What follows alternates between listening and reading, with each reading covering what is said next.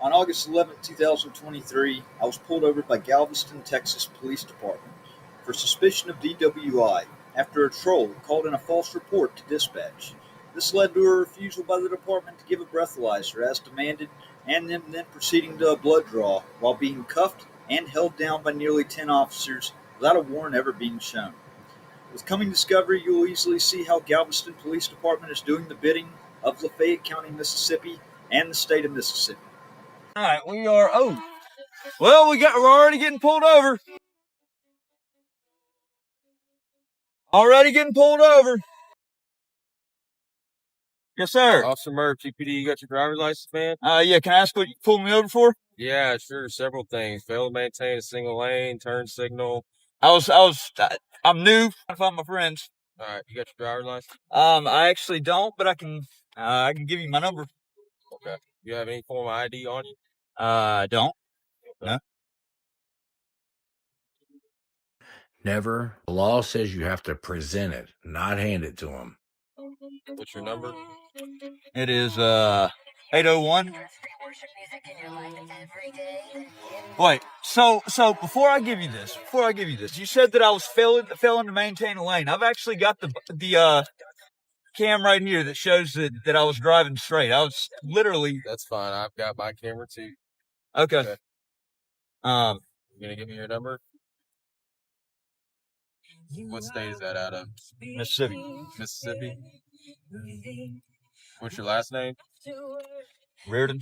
It's what? Reardon. Reardon. Can you spell that for me, please? Reardon. R-E-A-D. Reardon. And your first name, sir? Matthew. Birthday?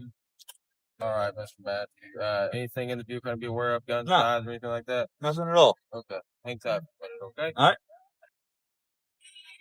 Hey, what's going on, man? Hey, can I get your name and badge number, please? Yeah, Officer Osteen, 692. Okay.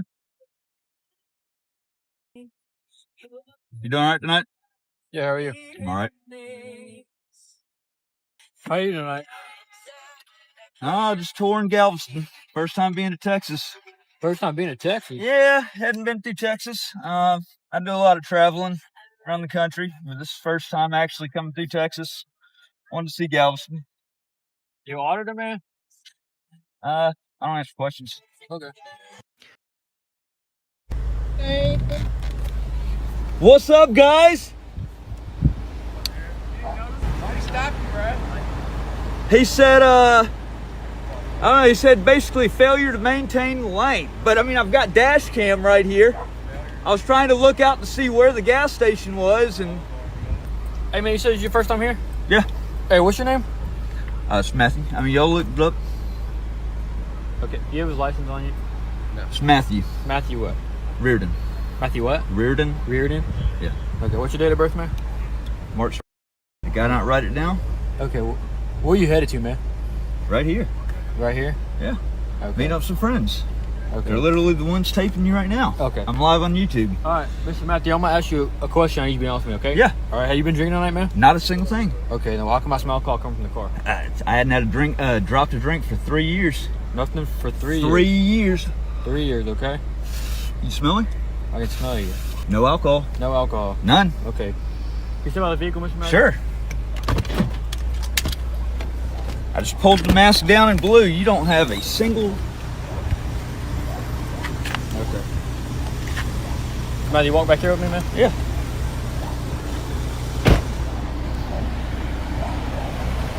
So you're telling me, Mr. Matthew, you haven't had a drink in 3 years? 3 years. Okay.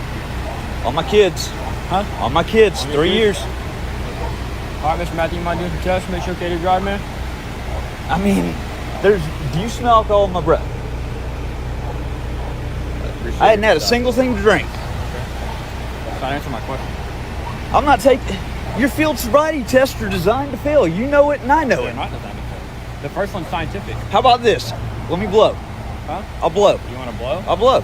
Okay, you understand. Yes, I understand. I haven't had a drop to drink. Let me explain something to you. I haven't had a drop to Let me drink. explain something to you, okay? I have not had a drop to drink. Okay, I understand that. Okay. I understand you're saying that, okay? What I'm telling you is, you understand that if you blow, I have to place you under arrest. Yes, 100%. Okay. Yeah. Go get it. That's not how it works. We don't go get it. We go to the machine. Okay. No, sir. No, sir. That's where the machine's at. No. Call supervisor. The supervisor's right there. We're not doing this. No. I'm taking it right here. No, I won't even take it. Mr. Matthew. Yeah, I refuse Are it. you willing? You're refusing? Ask for your lawyer. You're refusing? I want a lawyer. Yeah, I don't need to give you a lawyer. Are you refusing the field sobriety test? I said I will blow. Okay. We have to go to Bring the it jail. here. Y'all have portable tests. Y'all have portable tests. We don't. No, we do not. We don't. We don't have them. I don't know what to tell you. We The only don't. one we have is at the police station. That's the only one we have. You got a supervisor? I am a supervisor. Right here. What's your name and badge number? Sergeant Jack Doherty, 344. 344. And you are? I've already told you. I know. What is it again? Officer Osteen 692. Osteen. You are? Murph 617. Okay. Okay. I'm going to ask you one more time, Mr. Matthew. Will you consent to field sobriety test? No, not. I said I'll blow. Otherwise, take me into custody. Okay.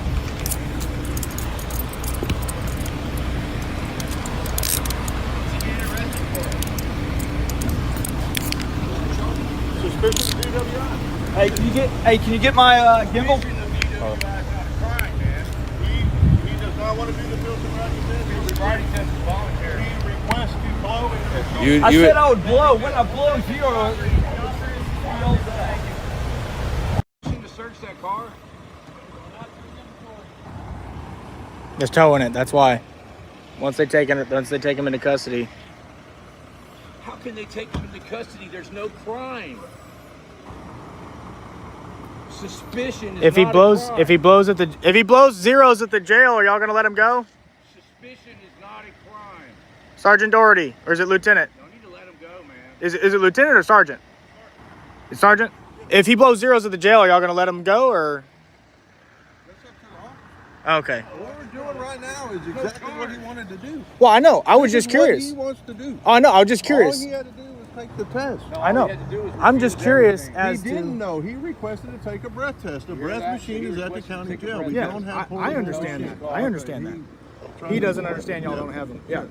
No, but so if he goes to the county jail and he blows zeros, like then you'll have nothing to hold him on, right? I don't know what the initial stop was. I haven't got that far yet. Okay. Okay. Well, I think he said it was something like failure to maintain lane or something like I don't know. Okay. I got to review body camera. You know. that. Yeah, no, I get it.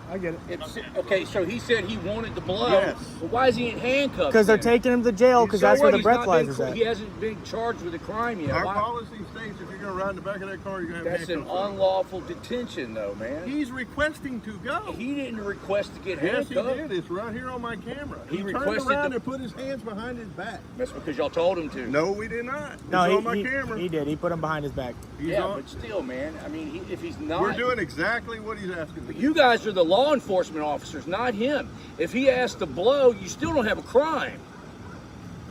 Do you understand? Yeah, I understand what you're Okay, saying. look, if I asked you to go sleep with my mother, that doesn't mean you have to go sleep with my mother, Doherty. No, it's not. If I ask you to arrest him because he's ugly, are you going to arrest him because he's ugly? No, it's not. It's the same damn thing. You're the law enforcement officer. You're acting like he's your boss. I'm doing my job. No, because he said put me. Oh, okay. So if I say put me in handcuffs right now, are you going to put me in handcuffs too? Go ahead, put me in handcuffs. No, I'm asking you to. Well, that's what I'm saying. He didn't do anything wrong either. He's got to go to the county jail to blow in the breathalyzer. Suspicion is not a crime, though, man. He wants to go blow in the breathalyzer. Why Does is he he not putting him in have one? handcuffs? Because he put his hands on Jack and put me in That's what I'm handcuffs. saying. I'm putting my hands behind my back right now saying put me in handcuffs. Why won't you do it to me? No different. Who's all in here? There's no crime yet. So they've got him in the back of this car handcuffed. There's no crime. He's talking way too much, man.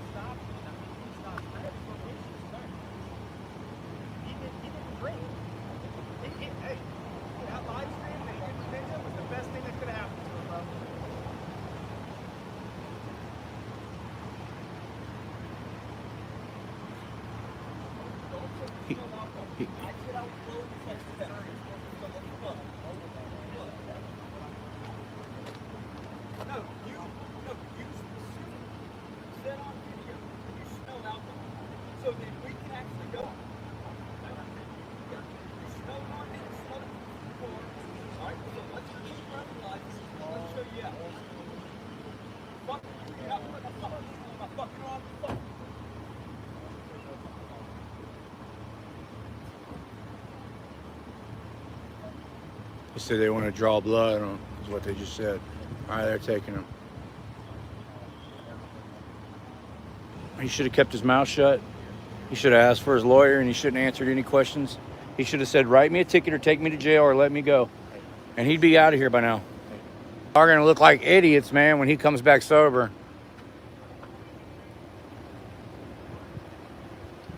That's why they're drawing blood. They're hoping just to find anything at this point. First it was they smell alcohol. Now they're drawing blood just to find anything. Yeah, they don't have probable cause for this shit. None. They have no probable cause for this. That's why I lost my mind. He volunteered to do this shit. Well, he thought they had the mobile ones. He didn't know that they had them down in the jail. He fucking put his hands out like that and said, go ahead, cuff me, take me. And they did. But still, it's still unlawful detainment, dude. If I tell you to jump off a bridge, that don't mean you got to do it. They had no probable cause. None. Zero. The only thing they have is he said, I'll take the breathalyzer. That was a big mistake. They had zero probable cause. None. So let me get this straight. Your probable cause was he said he'll take a breath test?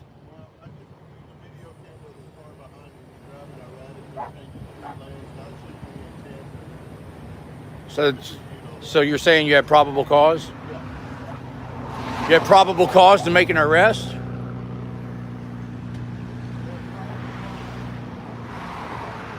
Yeah, probable cause to make an arrest. Because you guys, you know, legally you guys have already arrested him. You know that, right? Yeah. For what? That's not a crime. Suspicion of DWI. We're going to draw up a warrant. The judge is going to look at the warrant. He's going to say yes or no. That's how it works. You said he's under arrest for suspicion of DUI. There is no such charge. There's not a charge of suspicion of DUI. The charge is DUI. Okay, so when we go and do the warrant for a blood draw, the judge sees the probable cause, the area of the warrant, he's going to sign off. So you guys are. Charged tonight with DWI. So you guys are trying to get a warrant to see if you guys can charge him. So right now he's being unlawfully detained. I don't see the probable cause.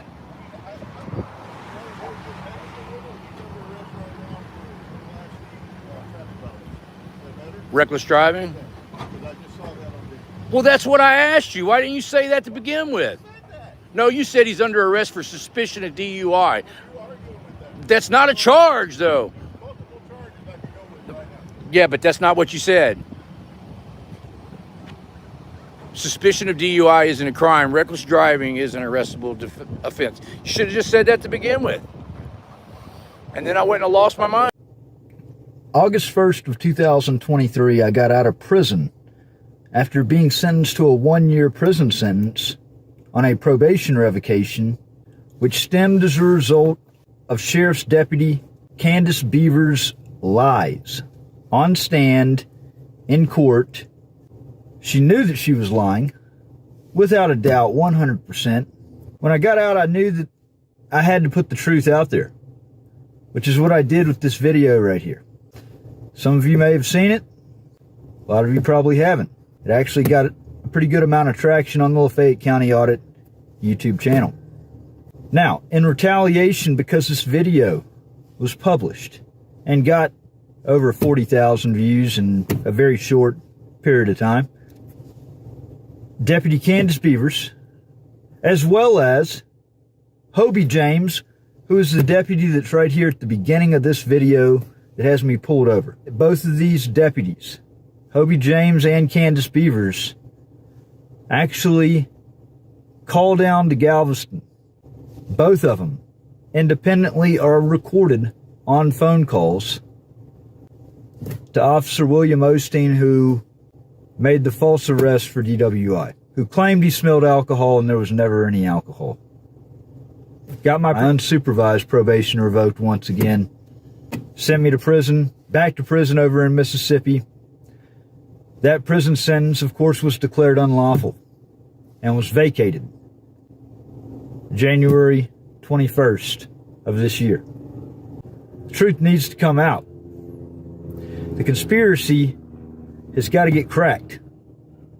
This video exposes Candace Beavers for her lies. You'll see the transcript. You'll hear the recorded phone calls. So I think it's time to remind the public of this. Enjoy. Hey, Matt. Yeah. What's going on, man? What's going on, Not much. Hey, man. Good to see you. Yeah, you too, buddy. You're right. You can shake your hand, dude. You doing all right tonight? Doing good. How'd Holly Springs go? It went well. It went well. What'd you pull me over for? Well, your tag expired earlier this month or earlier this year. So it's been tough. I understand. Wanted to ask you, have you got your car in park, and if you don't mind, would you kill it for me just for our safety and everything? Yeah, of course. Okay. You ain't got any weapons or anything in the car, do you? No. Gotcha. So there was paperwork that was issued today, and I just wanted to talk to you about it and give it to you, and I figured coming from me would be the best. Sure. If you want to get out, I'd be happy to let you look at it, or if you want to stay right there. I'd prefer to stay right That's here, fine. yeah. So I want to show you what it is. It is in the Circuit Court Law of Lafayette County, Mississippi. It is a order of holding until the defendant, it's a revocation hearing, and you're going to have a hearing on it tomorrow morning. And I'm going to need you to come with us tonight, and we'll get all this sorted out. They've got a hearing scheduled for you tomorrow, from what I understand. Okay? Wait, for what? It's just they have revocated, it's a revocation hearing, and they are ordering us to hold you, okay? This is crazy. Yep. So, if you want to, man, I'd really appreciate it if we could just go ahead and get this taken care of. We're going up there, and... I mean, dude, I've done nothing wrong. I just came from Holly Springs, man. I understand. I don't know. Can I at least take my car to the house? So, in a situation like this, what would be best is if you can get a family member or somebody. I can't. My wife is out in Hernando. Okay. I have kids at the house. I was on the way now, back. If you're okay with it sitting here, the bad part about it is now that we've made contact with you, I can't allow you to drive off, is what I'm getting at. So if you want to leave your car sitting here until she can come get it, I wouldn't mind having me or somebody else to come out here and give you a hand with it, okay? Can I call her? Yeah, absolutely. Call her. I'm cool with that. All right.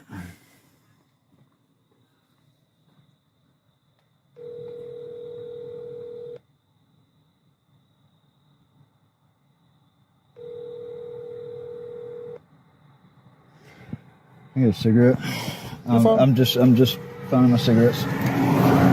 You're good, man. I appreciate your transparency. These people will not. I said these people will not give up, man. Single thing. All I've done is just my auditing.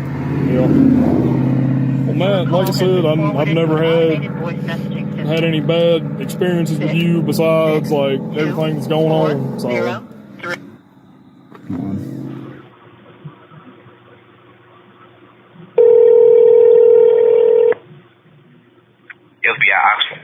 Yes, sir. I need to speak with an agent. There's a major issue going on with the Holly Springs Police Department. There's blatant corruption going on, starting from at the top down. And I've actually got this on video. I've got audio recordings. If I didn't have it, I wouldn't believe the evidence that I had myself.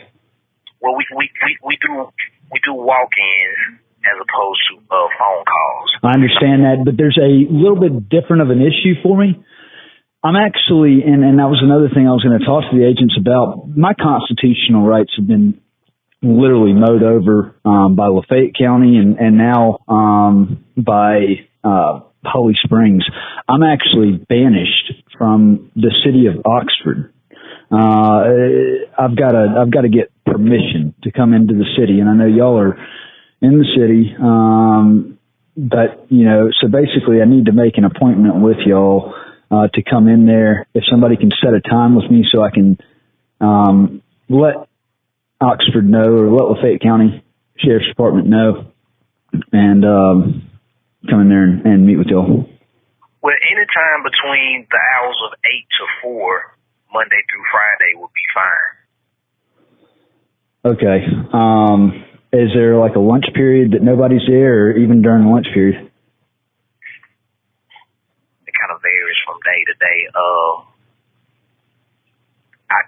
I would say if you could come before 12 would be perfect. Okay. Well, I'm actually right now, I'm mixing down the video from what happened yesterday to include body cam. And I've got about another, well, actually it's already encoded. I can go ahead and put it on a jump drive, and bring that up there. Yeah. I can do that. Let me find a jump drive to load this evidence onto, and I'll come up there. Okay. All right. All right, thanks. Thank you. Bye. Sheriff's Department. Is Jonathan Fingerman in? I don't think he works today. Hang on. All right. Can I speak to somebody else? I need to inform them that I'll be coming into Oxford. Okay, I'm transferring into dispatch. Hang on.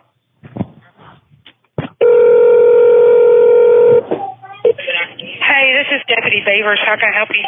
This is who? Hello? Hey, who's this? Hey, this is Deputy Beavers. Can you hear me? Yeah. What's up, Beavers? Hey, who's this? Reardon. Oh, hey, Matt, what's up? Hey, I've got to go meet with the FBI. Just spoke with them. I need to go really within the next hour. Okay. Hey, do you know who that's supposed to go through? Like, is it supposed to go through like Mr. With Scott or the sheriff or? No, I mean Jonathan Fingerman took my stuff yesterday and had everything jotted down. He's not working today, so as long as I just inform the sheriff's department, I don't need to speak to Joey. I don't want to speak to Joey. I don't want to speak to Scott. No, I just was making sure because I didn't know that you had spoke with Fingerman yesterday. Yeah. So, let's see here. What time do you think you'll be coming through? I'm probably gonna head out here in the next 30 minutes to come up there. Okay. All right. Well, that's fine, sir. All right. All right. Thank you, sir. Thank you. Bye. Bothering you. You said the U.S. Attorney's Office, right? No, the FBI office. No, after that, I'm talking about. Oh, the district court. District court. Okay. But I don't even know if I'm going to have time to go there or not because I've got a lot of stuff on my plate today. I'm going to. I understand. That's fine. I'm just writing all this down so I can give it to my dispatchers. That way they know. That's all. All right. No. What it really is Joey's being nosy. I haven't talked to Joey, but I'm sitting in dispatch as we talk. Oh, I got you. All right. And who are you supposed to be meeting at the FBI building? FBI agent. Well, I figured that, but who? I don't need to disclose all that information. All right. Just the FBI is sufficient. And you said before lunch? Yeah. All right. Alrighty, well, like I said, I don't mean to keep bothering you, but I just wanted to write this down. Yeah, I'm trying to get this mixed down, and I'm having to do some voiceover to point certain things out. So I need to. That just interrupted my basically my screen grabbing. I was trying to get this done for him so I can leave and take this up there. Okay. All right, so you have to something that happened yesterday. Oh, okay, well, I wasn't here yesterday, so I got you. Yeah. All right, well, you have a safe one, Matt. All right, you too. Thanks. Bye. I'm sorry. What time did you say your appointment was? I think we cut each other off. They really don't do appointments, and that was what I told them. He said if you could just come up here within like the next hour before lunch, that would be great. I was trying to set an appointment. But, okay, that's fine. I just didn't know if you would say it or not, and I was like, I didn't know. I was like, I think we cut each other off, though. Yeah. And it's the one, are you talking about the one over there? Because by the sheriff's department or the one up on the hill by Kroger? They don't have one by the sheriff's department. No, it's over there by Kroger. Well, by Kroger. Yeah, y'all have one over by the sheriff's department? Well, the federal building over here. Oh, no, yeah, that's the district court. No, I need the actual FBI office. Okay, that's fine. I just didn't know if I was like, I don't know if you said a time or not, and I was just calling back. Yeah. But is that the only place you're going, though? Will you call? Can you call the sheriff's department and ask for me and just let me know if you do go somewhere else? Yeah, I didn't make it around to going to district court yesterday. I was going to go over there and check on things with my lawsuit that's going on up there, and I didn't have time to go to make it over there, so I was gonna kick it to another day, and I might if. It just depends on. I've got a busy day planned out today, and I didn't expect to need to go and sit down with the FBI today. It just came up, and I have to now. Understandable. So I may end up going to district court, but I can let you know. Yeah, if you don't mind, just that way, somebody don't call and all that stuff, and that way I can already talk to you. Just if you decide to do that right before you leave the FBI building, just will you call me? Yeah, and is y'all's number still the same as at 911? I mean, if you want to call 911, absolutely. I'm just kidding. If you want to call I'm not going to tell you no if you're having an emergency, but just call up here and you can ask dispatch for me and they'll get you to me. All right. Sounds good. All right, sir. Be safe. Yeah, absolutely. All right, bye.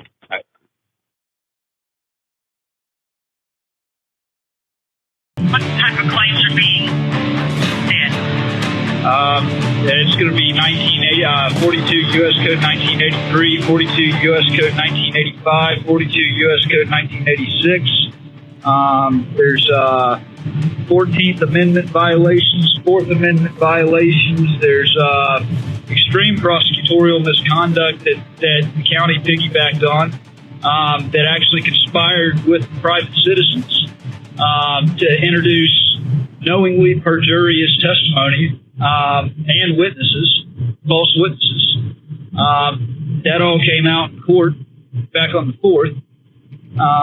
So the state attorney general's office has refused to uphold the duties of her office in conducting an investigation into the Lafayette County Sheriff's Department.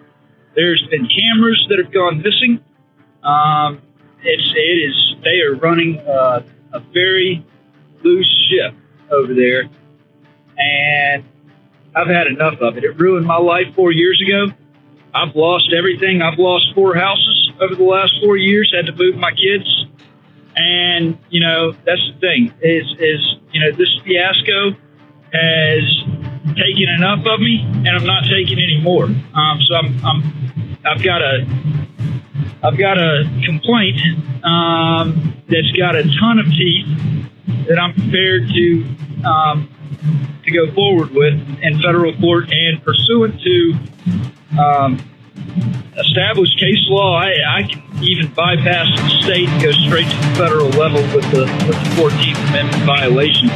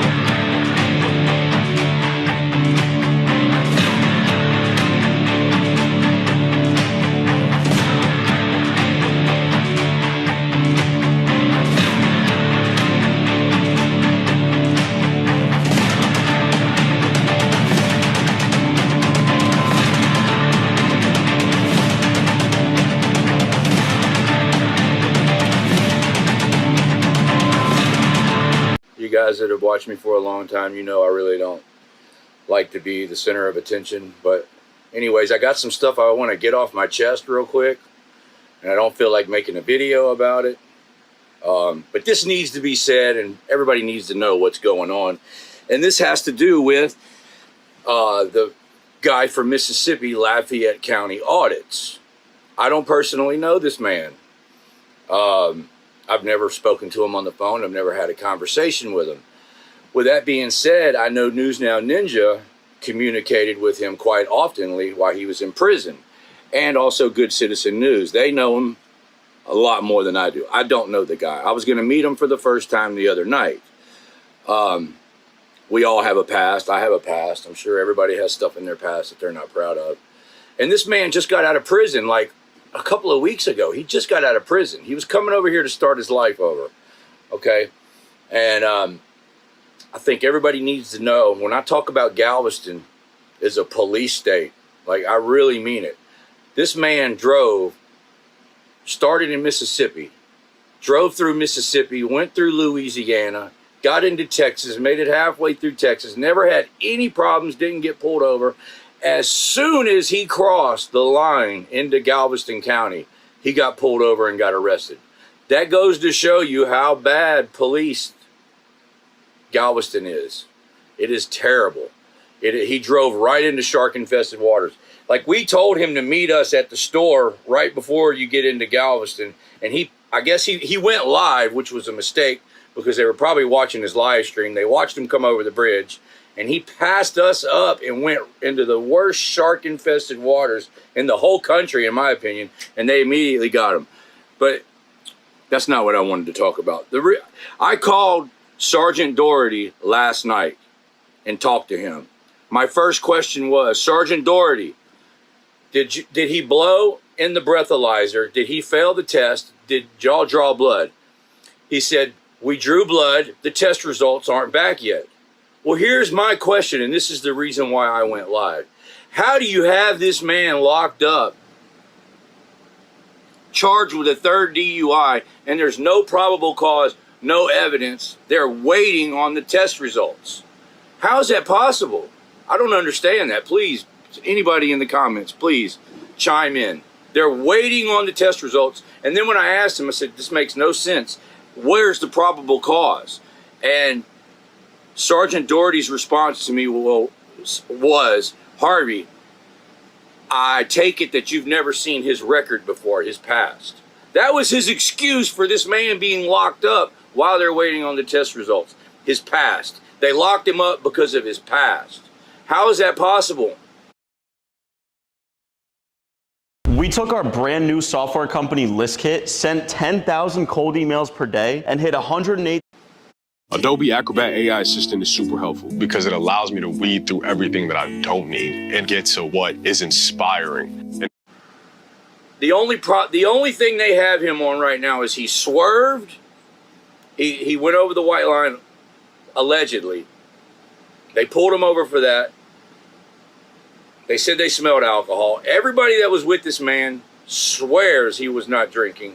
And another thing, from the get-go, when they pulled him out of the car, he kept saying, I'll blow in a breathalyzer right now. I have not been drinking. He was adamant about that. And then he put his hands out like that to be handcuffed.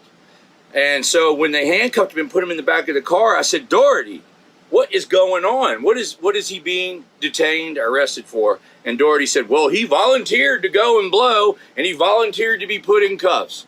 I said, well, if he volunteered to be put in cuffs, why is this man...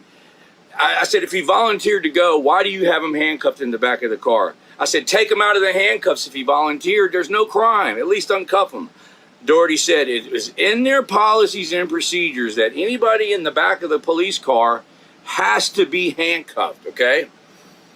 And that sounded plausible to me. I said, okay. Well, then last night when I went live, I filmed Gainer, and he had a man in the back of his truck in the cage for over half an hour. The man was not handcuffed. The man was talking on his cell phone the whole time. So I mentioned that to Doherty last night. I said, well, you told me it was policy that they have to be in handcuffs if they're in the back of the car. Sergeant Gainer had a man in the back of his truck for a half an hour last night, and he was not handcuffed. What's going on? I said, did Gainer violate the policy? And then he started skating around the issue and deflecting, and then he started bringing up Lafayette County's passed again. That's why he had to be in custody. I said, no, wait a minute. You said it was a policy violation the other night if they're not handcuffed. So what you're saying is Sergeant Gaynor violated policy by not handcuffing this man. He would not answer it. And then he says, well, Harvey, obviously, if we've got a 5-year-old child and we need to put him in the back of the car, we're not going to put him in handcuffs.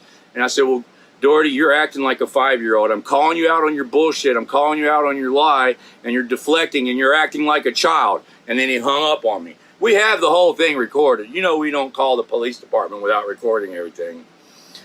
So he told me that the man was in jail because of his record, because of his past. The test results from the blood are not in yet. I just don't understand how they had this man locked up in the county jail under a $10,000 bond over this. Please give me your comments and your feedback. I'm going to look over my notes real quick. Hey, congratulations. Case dismissed. I know. That's awesome. It's been a long time coming. Yes, it has. I'm surprised it took them this long, but the DA is slow about everything. So yeah, so I saw I pulled the order, and I don't know if they had sent it to you. I know when we had spoken a little while ago, they were going to be entering the order. Right. So I just saw that, and they're basically saying that it looked like and of course they're going to say this, but probable cause existed, but they couldn't prove up their case. And I guess explain that. That's really just kind of their caveat for the civil thing, basically saying, hey, look, we can meet our burden on the civil level, but we can't on the criminal level. Is that basically what it's saying in a nutshell? That might be what they're trying to hint at us, but really what they're saying, I mean, that's a standard form. A lot of DAs, they have a standardized, what are we going to plug in here? And what they're saying is that they had a reason for an arrest, but they don't have the evidence to prove it up. Right. Right. Well, if you don't have the evidence to prove it up, then you didn't have the evidence for an arrest. Like I don't know. I mean, I understand that police work is not the same as legal work, right? You arrest somebody and then you hand it over to the DA to prove, and the DA and the police don't always get along or communicate very well. And this is an example of a police officer doing a bad job and the DA not having anything to go on. Now, I don't think the DA would have had anything to go on even if the officer did a good job, right? So this is a case where justice was served, and that's ultimately the DA's job. The DA is supposed to seek justice, not to win cases. And so I think they made the right call here. They did, because it would have, I believe it would have turned out pretty catastrophic for old Osteen had he I think so too. shown up. That was, the age-old adage, and I'm dealing with it really hard over in Utah right now. Justice delayed is justice denied. Well, justice wasn't completely denied in this case over in Galveston now, and it took forever. I think they wanted to hold on to it. Now it's time to start figuring out stage 2 after everything that had gone on. So yeah, and I think stage 2 is what's the appropriate redress for what was done to you. I think we start looking at who knew that you were innocent, who was targeting you and maybe carrying out searches they shouldn't have, or pulling over you without reasonable suspicion, and what was their goal, and who was in on it, right? It seems like there were probably multiple governments in on it. So it's been a pattern and practice now. It's shown itself in Layton. It's shown itself in Galveston.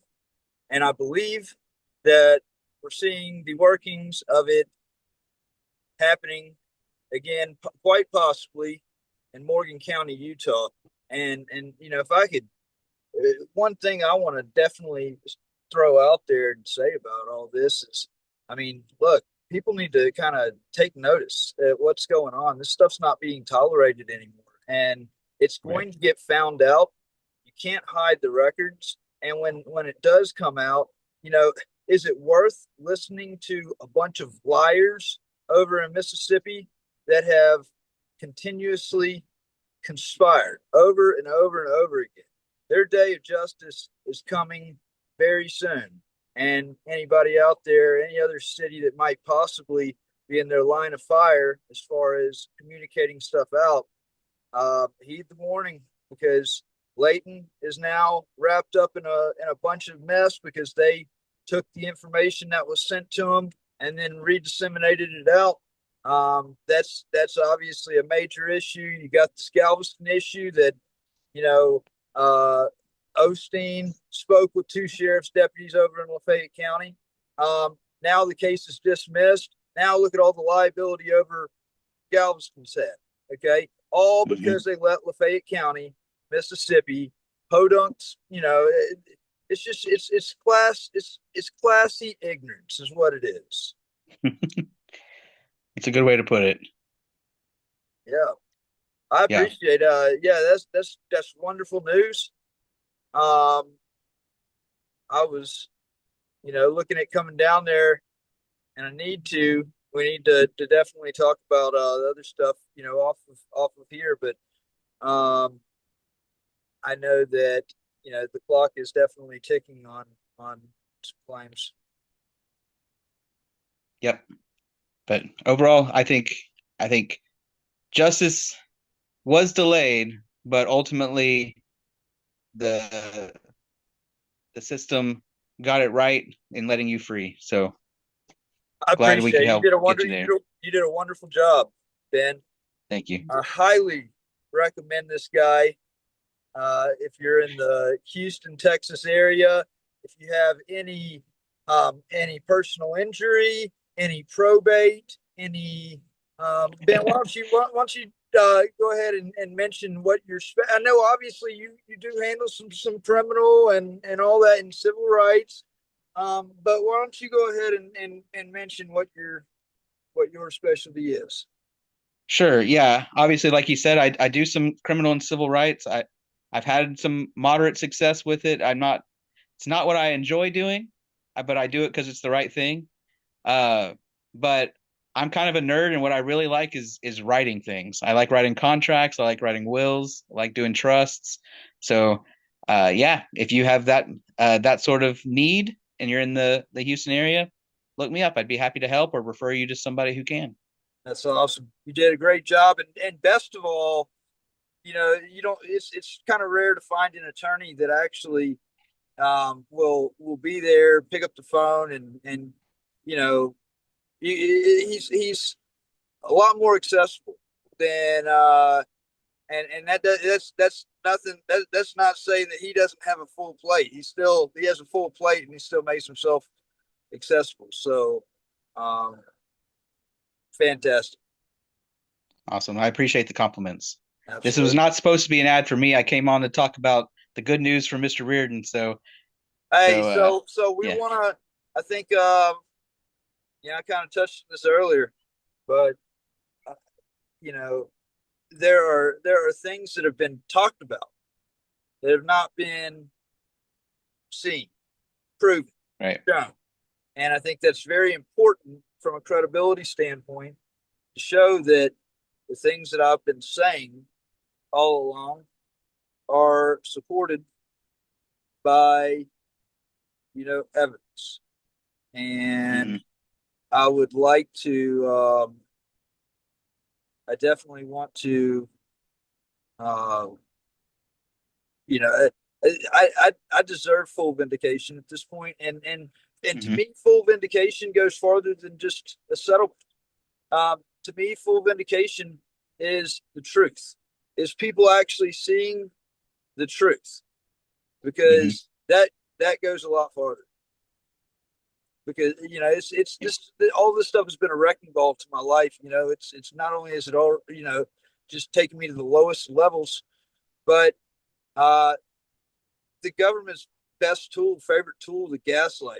It's the lies and bullshit. Need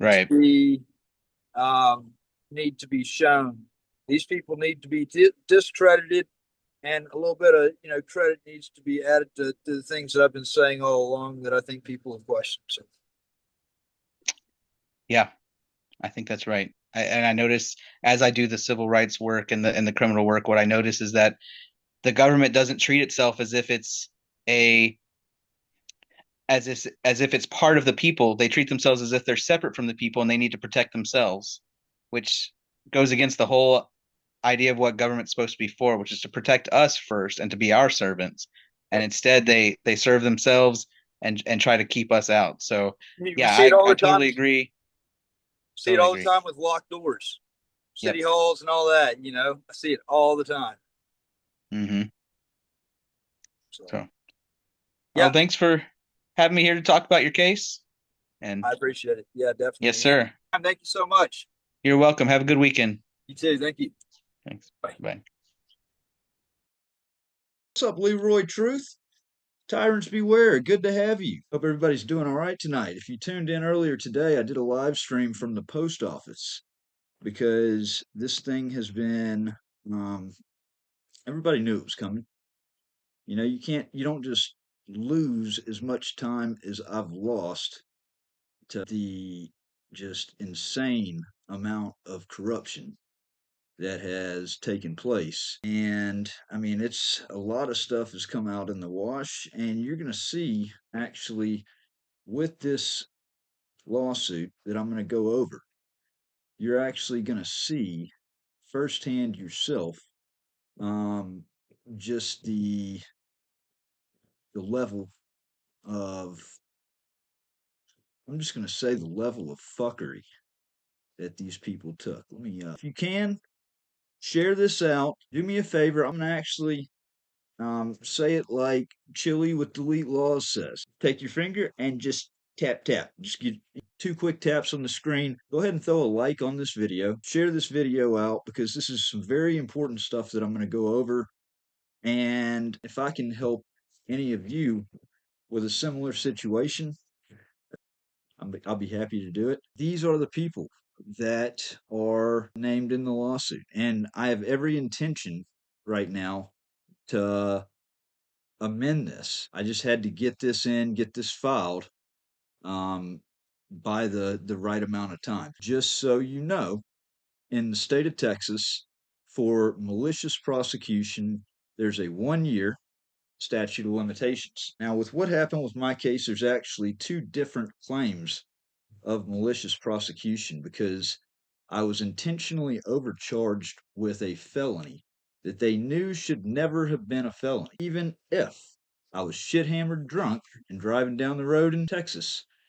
They could have only charged me lawfully with a misdemeanor. However, they intentionally overcharged me with a felony and kept me locked up in the Galveston County Jail for almost 11 months. I think I was in there for 8 under the felony before it got dismissed, or 8 or 9 under the felony before it got dismissed. They did that so they could keep a $100,000 bond on me and also to help set the stage for what Lafayette County did. They needed me charged with a felony so that they could come in and revoke my probation, my unsupervised probation, and put me in prison for 2 years, which is what they did. So I've got the defendants named as Officer William Osteen, lying ass Osteen. You got Sergeant Jack Doherty. He is the supervisor that was on scene. Jacob McDougal.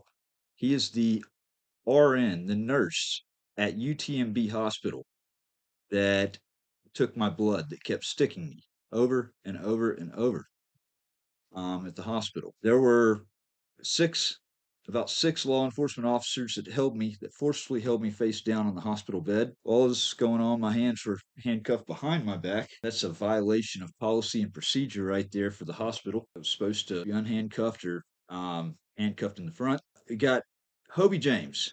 Funny thing about this is one of the Facebook messenger groups that I have, Lafayette County Audit.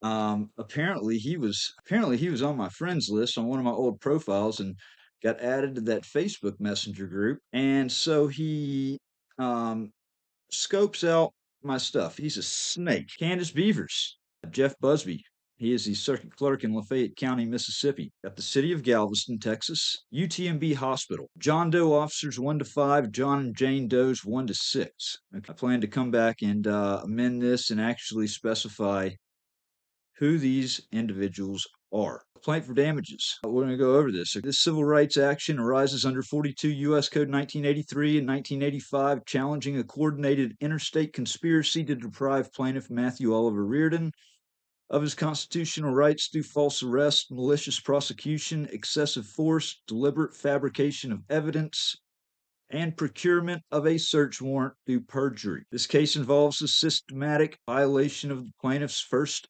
Fourth, and 14th Amendment rights by Texas law enforcement officers acting in concert with Mississippi officials to manufacture a felony DWI charge, despite conclusive evidence of plaintiff's sobriety and apparent retaliatory animus based on plaintiff's status as a First Amendment auditor. And you'll see why I use that, because it was something that Osteen specifically said when he came to my window. One of the first things out of his mouth. 2. On August 11, 2023, defendants orchestrated plaintiff's arrest and detention based on fabricated evidence, forced medical procedures, performed pursuant to a warrant obtained through perjury, and a deliberately false enhancement claim that transformed a misdemeanor into a felony charge. This coordinated scheme resulted in plaintiff's wrongful incarceration for approximately 11 months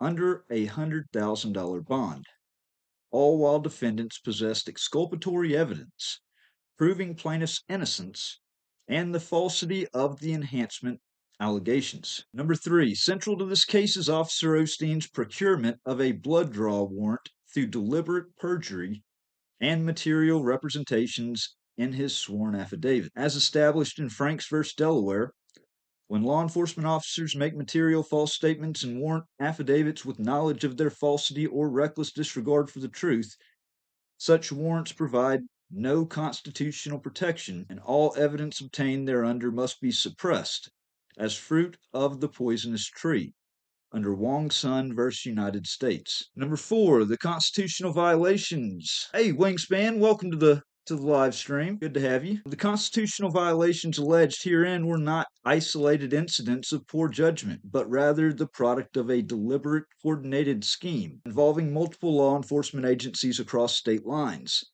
motivated in part by discriminatory animus against plaintiff based on his exercise of First Amendment rights as a government accountability advocate, commonly known as an auditor. 5, this action seeks redress for violations of plaintiff's rights under the First, Fourth, and 14th Amendments to the United States Constitution, conspiracy to deprive civil rights under 42 U.S. Code 1985, and related state law claims including compensatory and punitive damages, declaratory relief, and injunctive relief to prevent future violations. Jurisdiction and venue, that's, I'm not even going to read that because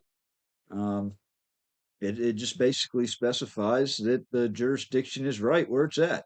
Parties. Plaintiff Matthew Oliver Reardon is an individual residing in Clearfield, Utah. At all times relevant to this complaint, plaintiff was a visitor to Galveston, Texas, traveling through the jurisdiction when the constitutional violations alleged herein occurred. Plaintiff is an independent investigative journalist, covers stories of public interest, and is known to exercise his First Amendment rights as a government accountability advocate. Defendant Officer William Osteen is a sworn law enforcement officer employed by the Galveston Police Department. At all times relevant herein, Osteen was acting under color of state law within the scope of his employment. Osteen is sued in his individual capacity for money damages. Osteen was certified as a certified breath test operator by the state of Texas, yet deliberately misrepresented to plaintiff that no breathalyzer equipment was available. Osteen was the primary investigating officer who initiated and pursued the false charges against plaintiff, made material misrepresentations and perjurious statements in his sworn affidavit, deliberately omitted exculpatory evidence from his documentation, coordinated with out-of-state officials to fabricate enhancement allegations, and committed perjury in subsequent judicial proceedings. Osteen repeatedly disabled his body-worn camera audio during critical portions of the investigation, demonstrating consciousness of wrongdoing.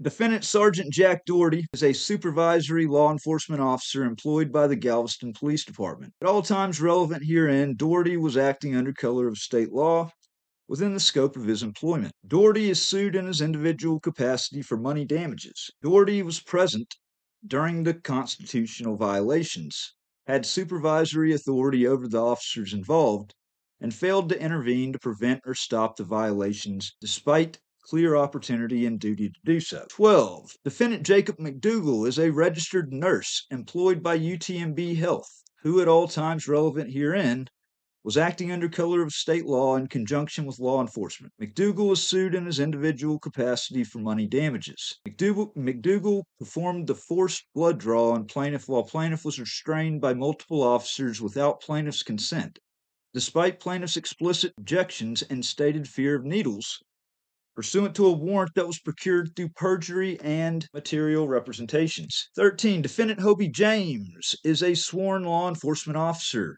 employed as a deputy by the Lafayette County Sheriff's Department in Mississippi. At all times relevant herein, James was acting under color of state law. James is sued in his individual capacity for money damages. On the night of plaintiff's arrest, James initiated contact with the Galveston Police Department and provided false information regarding plaintiff's criminal history, specifically falsely claiming plaintiff had sustained a final conviction for DUI in Mississippi, when no such final conviction existed. 14. Defendant Candace Beavers is a sworn law enforcement officer employed as a deputy by the Lafayette County Sheriff's Department in Mississippi. At all times relevant herein, Beavers was acting under color of state law. Beavers is sued in her individual capacity for money damages. Beavers previously provided false testimony in Mississippi proceedings involving the plaintiff and participated in the coordinated scheme to provide false information to Texas authorities to support the fabricated felony enhancement. 15. Defendant Jeff Busby is the circuit clerk of Lafayette County, Mississippi. At all times relevant herein, Busby was acting under color of state law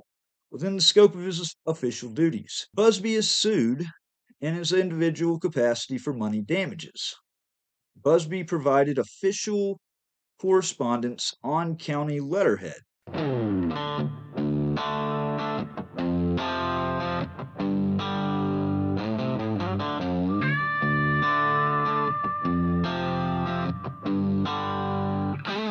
Midnight wheels rolling slow down a coastal Texas line. No drinks, no buzz, just a clear head and peace of mind. Then a bad stepped out with a smirk and a plan, said this one's an otter, not your average man. He ignored the law, he ignored my breath, wrote up a script that would fake me to death. Eyes weren't glassy, words weren't slurred, but he made up a storm from things never heard. They signed a warrant for a lie, drew my blood and watched me cry, said I smelled like booze, hell I hadn't drank in years, but the truth don't matter when the system's run by fear. They jailed me up and threw away the key, while my kids asked daddy when you coming free. It was murder of the truth in a badge and tie. They locked me down on a warrant for a lie.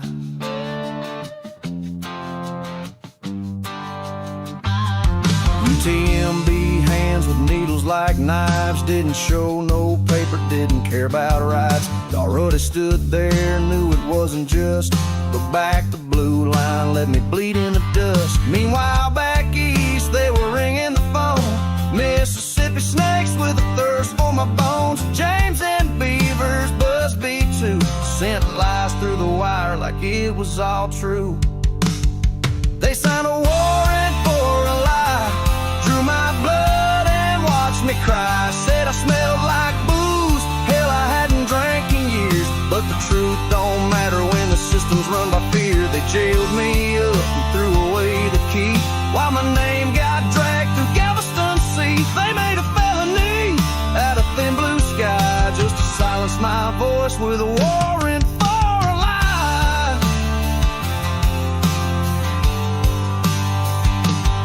And the blood test said 0, the indictment said 3.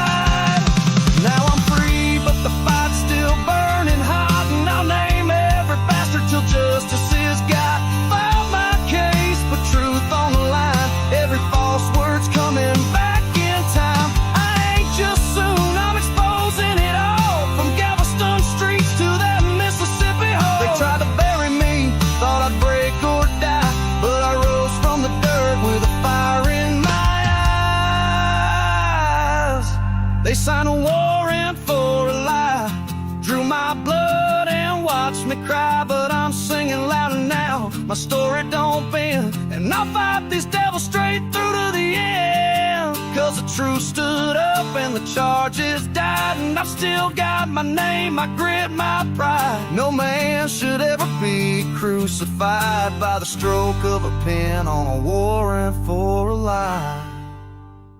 I like that song. I love it. All right, let's get back to it. Welcome, the Vigilance Committee. Municipal and institutional defendants.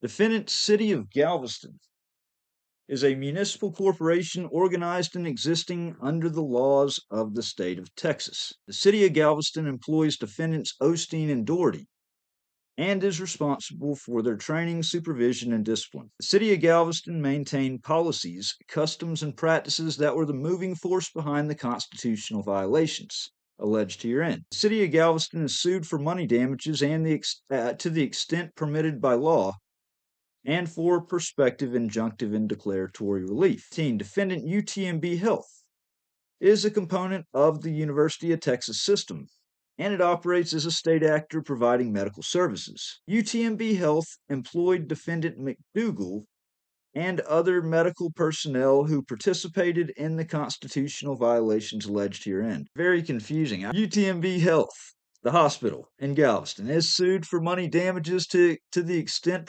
permitted by law and for prospective injunctive and declaratory relief. Defendants John Doe officers 1 to 5 are sworn law enforcement officers employed by the Galveston Police Department whose identities are currently unknown to plaintiff. These officers participated in the physical restraint of plaintiff during the forced blood draw and other constitutional violations. They are sued in their individual capacities for money damages. 19. Defendants John and Jane Does 1 to 6 are employees or agents of UTMB Health whose identities are currently unknown to plaintiff. These individuals participated in or facilitated the forced medical procedures performed on plaintiff pursuant to a warrant procured through fraud. They are sued in their individual capacities for money damages. Here's the facts. Hey Gloria, how you doing? Welcome to the live stream. All right, y'all share this out, please. If you haven't liked the stream yet, you can either drag down and hit that like button, or you can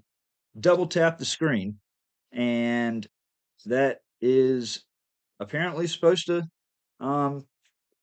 give the thumbs up. So helps out the algorithm. Doing this to because I think it should be done, honestly. And if I can help some people along the way, then great.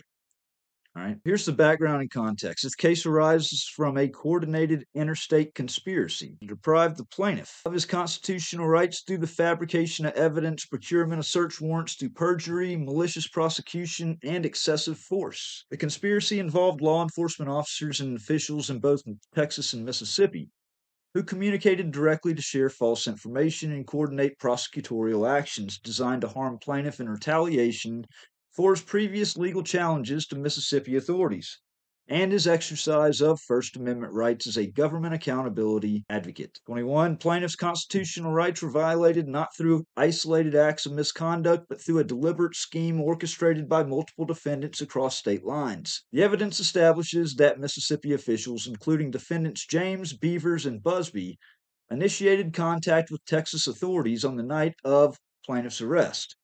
And continued to provide false information throughout the prosecution to ensure plaintiffs' continued incarceration and prosecution. Like I said, I've got to amend this. James and Beavers initiated contact with the Texas authorities, and I had put all Lafayette County defendants right there. So that'll be Busby will be out of that little part right there in the amended complaint. 22. At approximately 2 a.m. on August 11, 2023, plaintiff was driving through Galveston, Texas when he was pulled over by Officer Larry Murph for allegedly reckless driving. Joko, Cop Watch, very good to have you on here. Plaintiff had not consumed any alcoholic beverages and had maintained sobriety for over 3 years prior to this incident. Officer Murph conducted the initial stop, but quickly transferred the investigation to defendant Osteen, who assumed control of the encounter and made all subsequent decisions regarding plaintiff's detention and arrest. 24. Upon approaching plaintiff's vehicle, one of the first questions defendant Osteen asked was, "You an auditor, man?" Osteen then informed another officer, "Hey, I'm doing this one. This is an auditor." And he really said that. I've seen the body cam. He legitimately, right after that, after he left my window, he went to the officer and said, hey, look, I've got this. It's an auditor. These statements captured on body camera footage demonstrate that Osteen's subsequent conduct was motivated, not by evidence of criminal activity, but by discriminatory animus against plaintiff based on his exercise of First Amendment rights as a government accountability advocate. Hey, I appreciated East Carbon. 25. Throughout the encounter, plaintiff was cooperative and compliant with lawful orders. When questioned about alcohol consumption, plaintiff truthfully informed officers that he had not consumed alcohol and had been sober for over 3 years. Plaintiff explicitly and repeatedly requested to take a breathalyzer test to demonstrate his sobriety. 26. Defendant Osteen falsely claimed that the Galveston Police Department did not have access to a portable breathalyzer device and refused to allow plaintiff to take a breath test. This representation was false, as breathalyzer equipment was available and routinely used by the Department for DWI investigations, and Osteen was certified as a certified breath test operator by the state of Texas. 27. Instead of allowing the breath test that plaintiff requested, defendant Osteen insisted that plaintiff submit to field sobriety test. Plaintiff declined to perform field sobriety tests, citing their subjective nature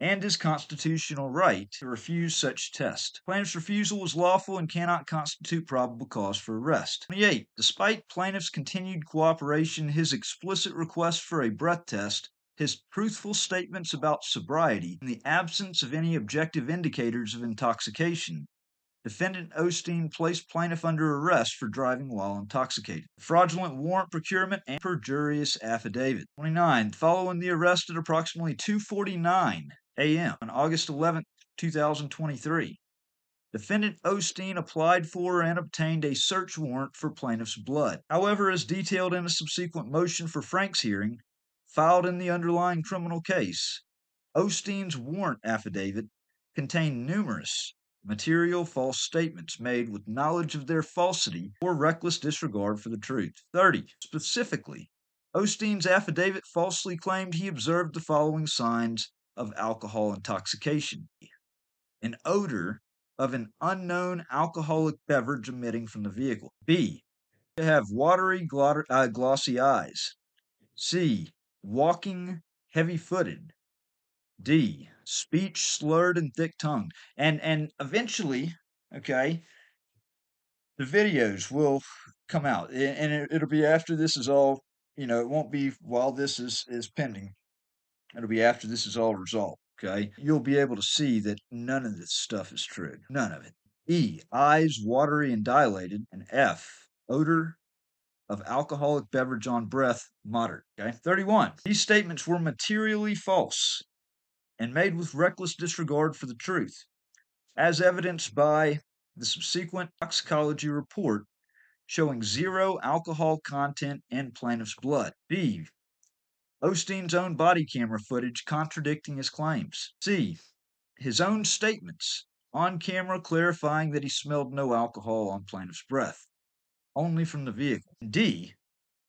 His later contradictory testimony under oath in judicial proceedings. And this would be the revocation proceeding in Mississippi where he testified over Zoom. It was more important for him and them to put me in prison right then than to make sure that they didn't just completely screw it up and give the farm away on their conspiracy, okay? 32. Most damaging to Osteen's credibility. He later testified under oath in plaintiff's probation revocation hearing with completely contradictory observations, claiming plaintiff had pinpoint pupils instead of dilated pupils, was talking extremely fast instead of having slurred, thick-tongued speech, and was extremely jittery instead of heavy-footed. These fundamentally opposite observations cannot both be true and demonstrate either perjury in the warrant affidavit or perjury in the subsequent testimony. One or the other. Additionally, Osteen deliberately omitted from his warrant affidavit the material fact that plaintiff had explicitly requested and consented to a breathalyzer test, instead falsely characterizing plaintiff's lawful refusal perform subjective field sobriety test as a refusal to provide a sample in violation of the Texas implied consent law. They actually sent me something to my address saying that my license was suspended because I refused a breath, or it's like, I never refused a breath test. I kept asking for it. They refused me the test. 34. Under Franks v. Delaware, when a defendant makes a substantial preliminary showing that false statements were knowingly and intentionally, or with a reckless disregard for the truth, included in a warrant affidavit, and if the allegedly false statements are necessary to the finding of probable cause. The Fourth Amendment requires that the warrant be voided and all evidence obtained thereunder be suppressed. As fruit of the poisonous tree. 35. Following procurement of the fraudulent warrant, defendants transported plaintiff to UTMB hospital for the purpose of obtaining a blood sample. Although a warrant existed, plaintiff was never informed of its existence, despite his repeated request for legal justification for the procedure. Upon arrival at UTMB Hospital, plaintiff was escorted to a treatment room where he was surrounded by approximately 6 law enforcement officers, including defendants Osteen and Doherty, along with John Doe officers 1 to 5. 37. Defendant Sergeant Doherty was specifically summoned to the scene by defendant Osteen when plaintiff requested a supervisor. Doherty arrived at UTMB Hospital with full knowledge of the circumstances and observed the entire forced medical procedure that followed. 38. Plaintiff clearly and repeatedly stated his objection to the blood draw procedure. Plaintiff explicitly informed all present that he had a severe fear of needles and did not consent to the procedure. Plaintiff continued to request that he be allowed to take a breath test instead of the invasive blood draw. 39. Despite plaintiff's clear objections and explicit refusal to consent, and despite his repeated request to see the warrant or other legal authorization, defendants proceeded with the blood draw by force. Plaintiff was handcuffed behind his back and physically restrained by multiple officers while defendant McDougal attempted to draw blood. 40. The initial blood draw attempt was unsuccessful, causing additional pain and trauma to the plaintiff. Defendant McDougal made multiple attempts to obtain blood, requiring repeated needle insertions while plaintiff remained restrained and objecting. 41. Throughout the forced procedure, plaintiff invoked his right to counsel and continued to object to the blood draw while requesting to see the warrant that authorized it. These objections and requests were ignored by all defendants present. 42. Even where a warrant exists, the execution of that warrant must be reasonable under the Fourth Amendment. The defendant's failure to inform plaintiff of the warrant's existence, their use of excessive force to overcome his constitutional objections, and their deliberate infliction of additional pain through multiple needle insertions constituted an unreasonable execution of the warrant. See United States v. Ramirez. Moreover, because the warrant was procured through materially false statements made with reckless disregard for the truth, and it provided no constitutional justification for the search under Franks v. Delaware, and the search violated plaintiff's Fourth Amendment rights. 44. Defendant Doherty, as the supervising officer present, had the authority and duty to intervene and prevent the constitutional violations occurring in his presence. Despite having clear opportunity to stop the unlawful conduct, Doherty failed to take any action and instead allowed the violations to proceed. E. The exculpatory evidence and continuing prosecution. On September 6, 2023, the Texas Department of Public Safety issued an official toxicology report confirming that no alcohol was detected in plaintiff's blood sample. This report conclusively established plaintiff's sobriety at the time of arrest and demonstrated that no probable cause existed for the DWI charge. 46. The zero blood alcohol finding also proved definitively that Officer Osteen's warrant affidavit contained materially false statements, as it would be physically impossible for plaintiff to emit a moderate odor of alcohol from his breath or exhibit alcohol-related impairment symptoms while having zero alcohol in his system. Despite receiving this exculpatory evidence, proving both plaintiff's innocence and the falsity of the warrant affidavit, defendants continued the prosecution and took affirmative steps to enhance the charges against plaintiff from a misdemeanor to a felony. The enhancement from misdemeanor to felony required proof that plaintiff had sustained 2 or more DWI convictions. This enhancement was critical because it transformed what would have been a minor misdemeanor,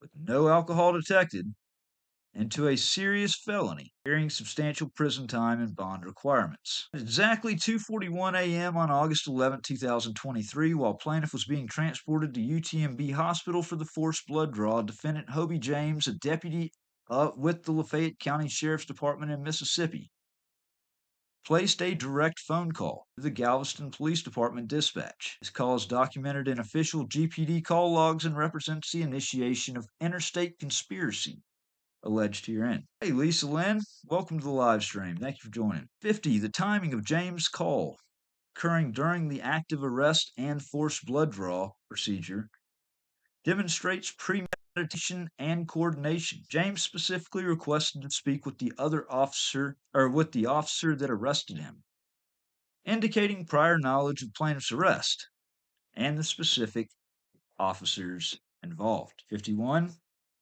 During subsequent calls documented in GPD records, defendant James provided materially false information to Galveston officers regarding plaintiff's criminal history. Specifically, James falsely represented that plaintiff had sustained a final conviction for DUI in Mississippi, when in fact no such final conviction existed due to pending appellate proceedings that James knew were active. 52. At 4:04 a.m., defendant Candace Beavers, who had previously provided false testimony under oath in Mississippi proceedings against plaintiff in 2022, called Galveston PD to reinforce the false criminal history information. Beavers' participation demonstrated the coordinated nature of the conspiracy and her personal animus toward the plaintiff. 53.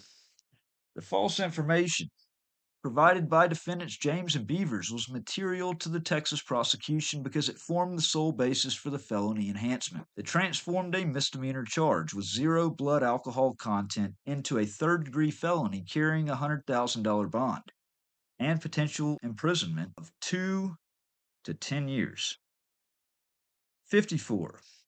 In approximately November 2023, after receiving inquiry from Galveston County prosecutors about the status of plaintiff's Mississippi case, defendant Jeff Busby, in his official capacity as the circuit court clerk, Lafayette County, provided a letter on official county letterhead to Galveston County District Attorney's Office. This letter falsely stated that no appeal was pending in plaintiff's Mississippi DUI case. Defendant Busby's representation was materially false, as an appeal was in fact pending at the time of his correspondence, and this information was readily available in the official court records under his control. The false representation was designed to make it appear that plaintiff's Mississippi case had reached final disposition, thereby providing documentary support for the felony enhancement in Texas. 56. The coordination between Mississippi and Texas officials was not coincidental or inadvertent. The evidence establishes a clear temporal sequence. 1. Plaintiff's arrest at 2:11 a.m. 2. Mississippi officials' immediate contact with Texas authorities at 2:41 a.m. 3. Provision of false criminal history information designed to support felony charges. 4. Continued coordination to suppress exculpatory evidence. And 5. Provision of false official documentation to prosecutors. This sequence demonstrates that these defendants acted in concert with the specific intent to deprive plaintiff of his constitutional rights and to ensure his continued prosecution and incarceration.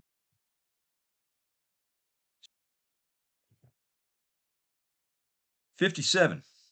Based on the false information provided by the Mississippi defendants and despite possessing exculpatory evidence proving plaintiff's sobriety, the Galveston County District Attorney's Office sought and obtained felony indictment against the plaintiff on December 7, 2023. 58.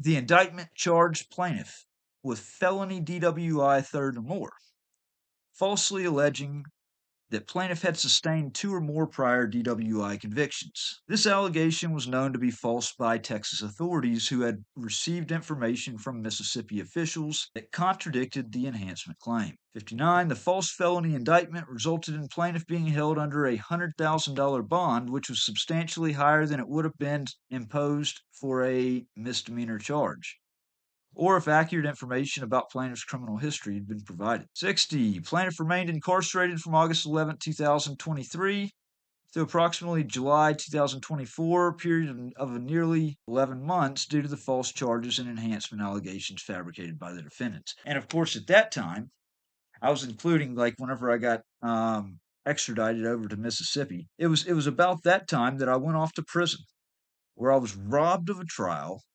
because 2 weeks prior to trial on the misdemeanor, I was extradited to Mississippi. This was part of their plan, and they had a lot lower of a burden of proof to meet, and they had Osteen's lies, and they sent me to prison before this false charge was even adjudicated. H. The Franks motion and prosecutorial capitulation. 61. In February 2025, plaintiff's criminal defense attorney filed a comprehensive motion for a Franks hearing, documenting in detail the material false statements in Officer Osteen's warrant affidavit and presenting evidence of Osteen's perjurious conduct in subsequent proceedings. 62. The Franks motion presented compelling evidence that Osteen had committed perjury both in his warrant affidavit and in his subsequent testimony, including his false claims under oath that the toxicology report had found alcohol in plaintiff's system when it had not. 63. Faced with overwhelming evidence of Officer Osteen's perjury and the invalidity of the search warrant,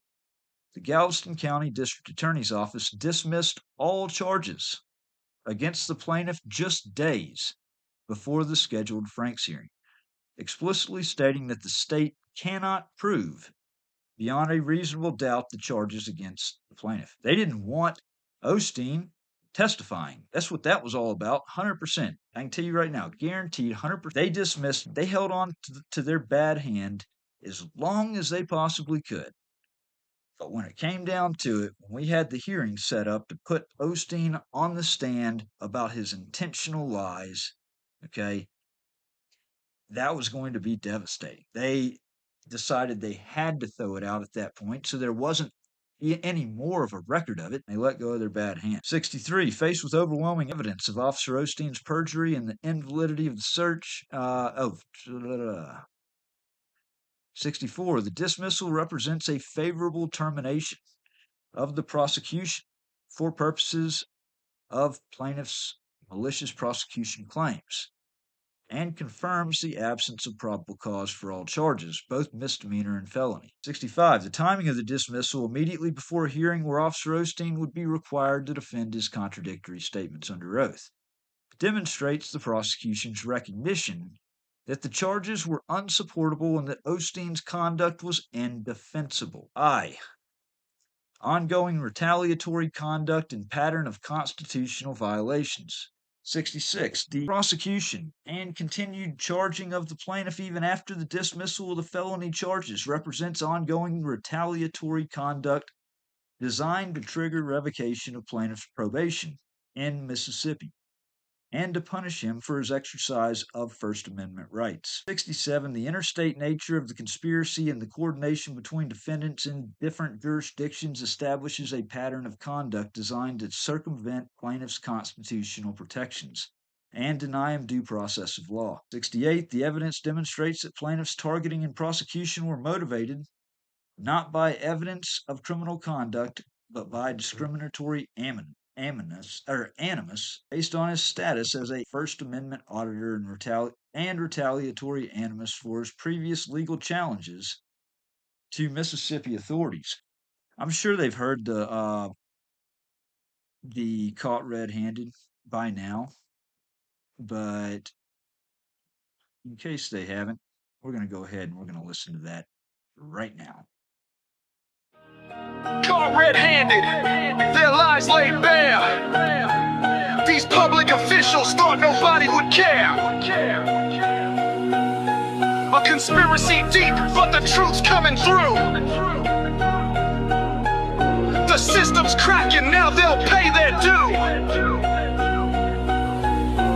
Lies and corruption, they thought they'd control, but justice is burning, exposing their soul. They built this on deceit, but their cover is blown. Now the guilty must answer for the seeds they've sown. Down in Galveston, it started that night. Osteen and Doretti turned wrong into right. Said I was drunk, claimed the smell in the air, but no alcohol touched me, their proof wasn't there. They locked me up 11 months in a cell. Fabricated charges, a personal hell. They twisted the law, made me a pawn, but their conspiracies unravel and it won't last long. A growing plot, their power abused, but I'm breaking the chains, their lies are diffused. The truth's on my side and it's ready to speak, exposing their game, bringing justice to the weak. Caught red-handed, their lies laid bare. These public officials thought nobody would care. A conspiracy deep, but the truth's coming through. The system's cracking, now they'll pay their due. Lies and corruption, they thought they control, but justice is burning, exposing their soul. They built this on deceit, but their cover is blown. Now the guilty must answer for the seeds they've sown. Extradited from Galveston back to Lafayette. 2 weeks before trial, the lies were set. Then Ben Creekmore played his false hand, fictitious evidence in his corrupt plan. Judge Tolleson fell for the charade they showed. 2 years in prison, down a dark road. Osteen hit the stand, swore oath after oath, but his lies cracked under the weight of my growth. July 18th, they thought they'd won, but justice don't sleep, the truth has begun. Their house of cards is shaking, ready to fall. I'm standing tall, calling out them all. Caught red-handed, their lies laid bare. These public officials thought nobody would care. A conspiracy deep, but the truth's coming through. The system's cracking, now they'll pay their due. Lies and corruption, they thought they control. Sentence vacated, exposing their soul. They built it on deceit, but the cover is blown. Now the guilty must answer for the seeds they've sown. Candy Beavers, Hobie James played the dirty part. Conspired with Galveston to tear me apart. Jeff Busby sent false statements to the district attorney, and when the heat came down, it was so concerning. A snake in the grass hiding behind his crew, but the truth reveals everything they do. Their lies run deep, but justice runs deeper. Each betrayal exposed, the climb's getting steeper. They thought they'd silence me, bury my voice, but now it's my time and I've made my choice to shine a light, make sure these criminals pay. Justice is coming and it's here to stay. I lost it all, but I've still got the fight. Damn right, the truth's a weapon cutting through the night. The sentence declared unlawful, the order vacated. I'm vindicated, liberated, and of course I'm elated. Caught red-handed, their lies laid bare. These public officials thought nobody would care.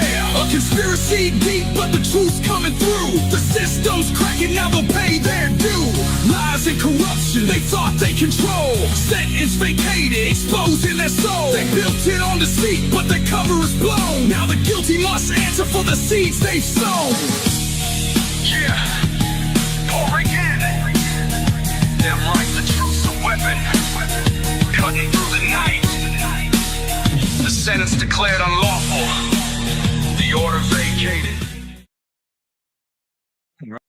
So, you know me, I like my music, and here's the thing. At the end of the day, I want these people to know, if there's one thing that, one message I wanted to give, it's that you mess with the wrong fucking person. Okay? Obviously, you could stop making it worse, because it's just going to keep inflaming the situation that much more. I mean, by now, you bad actors that are on here, if you're watching right now, I just want you to know that I'm going to make sure that your name lives in infamy for the rest of your life. In fact, I'm actually working on a full and complete album that's all about you bad actors. You earned it. What can you do? Are you gonna sue me over First Amendment stuff when you did this stuff? So you earned it, all right? And push my fucking buttons again, all right? So we've got the claims for relief. Let's see. Count 1, malicious prosecution.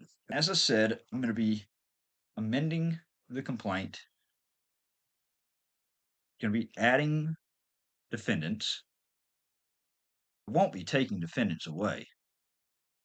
I'll be adding defendants. And I'm going to be adding counts. Because there's a second malicious prosecution count on here. Because I was ultimately charged twice. And I have 2 different dismissals. And there's a malicious prosecution for the first one, for when the felony was dismissed. And then the dumbasses recharged me with a misdemeanor. What they should have done is they should have just dismissed it right then. They would have saved themselves a malicious prosecution claim. They would have just had 1 instead of 2. But now, because they recharged me and all this other stuff happened, and then they dismissed, they're getting sued. They're going to get sued for 2 different malicious prosecution claims, and they did it. And I realized that there's a couple of things in particular that left out of here. For one, they stole my car and sold my car at public auction. I didn't even touch on that. I was touching on, the bigger picture. But they seized my car and they sold it at public auction. And that was pretty personal. They stole the keys and used the keys to bait me up to the police department to rearrest me. The other one is Osteen basically presented everything to the district attorney that night whenever they intentionally chose to charge me with a felony. There's been collusion with Lafayette County. I have every intention of suing the Galveston County District Attorney's Office as well. So when I amend the complaint, I guarantee you the Galveston County District Attorney's Office is going to be on there. Might even have the Lafayette County District Attorney's Office on there. And, there's going to be a lot of stuff that's going to come out in the wash on discovery. I can't wait for discovery, and I can't wait for depositions. Yeah. You cops out there watching, have you ever seen a dirty cop, have his deposition put on the internet and it goes viral? Just think about that situation for a second. Because that situation's actually a reality. Coming. 69. Plaintiff incorporates by reference all preceding allegations as if fully set forth herein. You retaliate on me for what you deserve for taking legal action, you'll be opening up, a whole set of problems that I'm telling you don't want. 70. Defendants Osteen, Doherty, James, Beavers, and Busby, acting under color of state law, initiated and continued criminal proceedings against the plaintiff without probable cause and through the procurement of search warrants based on material false statements. Defendant Osteen procured the blood draw warrant through material misrepresentations and perjurious statements in a sworn affidavit in violation of Franks v. Delaware. These false statements included but were not limited to fabricated observations of alcohol-related impairment that were contradicted by the subsequent 0 blood alcohol toxicology report. What's up with you, Jordan? Welcome, welcome, welcome. 72. These defendants knew or should have known that no probable cause existed for the DWI charges, particularly the felony enhancement, as evidenced by the toxicology report showing 0 alcohol in plaintiff's system. B. The absence of any final Mississippi conviction to support the enhancement. C. The pending appeal that precluded any final conviction. D. Their own communications acknowledging the lack of evidence. They actually acknowledge over the radio, on phone calls, that they've run my history. There is no history of a DUI in Mississippi. So even with running an NCIC report and seeing nothing in the record about it, they still chose to intentionally overcharge me. The material contradictions in Osteen's sworn statements. 73. Defendants actively participated in the initiation and continuation of the prosecution by providing false statements or false information to prosecutors, making perjurious statements in warrant affidavits, omitting material exculpatory evidence from reports, coordinating across state lines to maintain false charges, and providing false official correspondence to support the prosecution. 74. The criminal proceedings terminated in plaintiff's favor when the state dismissed the charges just days before the Franks hearing, explicitly acknowledging its inability to prove the charges beyond a reasonable doubt. As a result, 75, as a direct and proximate result of defendant's conduct, plaintiffs suffered severe injuries, including deprivation of liberty for approximately 11 months, damage to reputation and standing in the community, severe emotional distress and mental anguish, financial losses including legal fees and lost income, and ongoing trauma and anxiety. 76. Defendant's conduct was objectively unreasonable and violated clearly established constitutional rights, including the right to be free from prosecution based on fabricated evidence and fraudulently obtained warrants, including any defense of qualified immunity. Count 2. Unreasonable search and excessive force under 42 U.S. Code 1983 under the Fourth Amendment against defendants Osteen, Doherty, McDougal, and John Doe officers 1 to 5. 77. Plaintiff incorporates by reference all preceding allegations as if fully set forth herein. 78. Defendants subjected plaintiff to an unreasonable search and excessive force in violation of the Fourth Amendment by conducting a blood draw pursuant to a warrant procured through fraud and by using unreasonable force in the execution of the warrant. 79. Under Franks v. Delaware, a search warrant obtained through material false statements made with knowledge of their falsity or reckless disregard for the truth provides no constitutional protection, and the search conducted pursuant to such a warrant violates the Fourth Amendment. 80. Even if the warrant had been validly obtained, defendant's execution of the warrant was unreasonable under the circumstances. The Fourth Amendment requires that searches be conducted in a reasonable manner. See United States v. Ramirez. 81. The defendant's conduct was unreasonable because they failed to inform plaintiff of the warrant's existence despite his repeated request for legal justification.